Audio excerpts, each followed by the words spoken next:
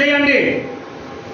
ఇక్కడ నుంచి గల్ఫ్కు వెళ్ళే నిరుపేదల బిడ్డలు, నా తెలంగాణ బిడ్డలు, నా ఆర్మూర్ అసెంబ్లీ బిడ్డలు చాలా మంది అక్కడ చనిపోతున్నారు. వారి బాడీలు రావడానికి ఇబ్బందిగా ఉన్నది. వారి ఫెడరేషన్ ఏర్పడేయండి. వారు చనిపోయిన వారికి 5 లక్షల నుంచి 10 లక్షలు దానికి నష్టపరిహారం కట్టించారని చెప్పని అంటే మీరు మేనిఫెస్టోలో ఏం పెట్టిరో 1000 కోట్లు కేటాయిస్తా అని చెప్పి కార్పొరేషన్ పెడతామని పెట్టినా రేవంత్ రెడ్డి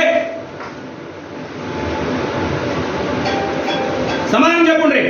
ఈరోజు ఏదైతే కాంగ్రెస్ వాళ్ళు నిన్న పెట్టినరో గల్పు కార్యక్రమాలు పట్టించుకోరు. అసెంబ్లీలో ప్రతి విషయంలో ఎమ్మెల్యే గారు స్పష్టంగా చెప్తున్నారు.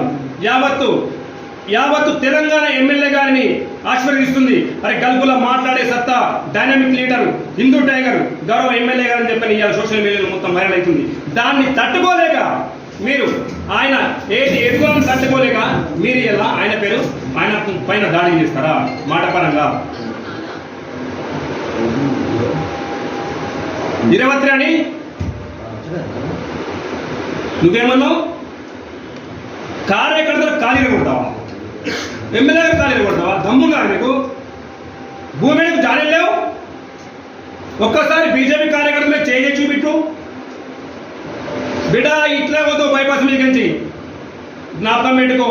ఇంకోసారి భారతీయ జనతా పార్టీ కార్యకర్తల పైన అనుచితం వ్యాఖ్యలు చేస్తామంటే ఖబర్దారని చెప్పి సందర్భంగా మనం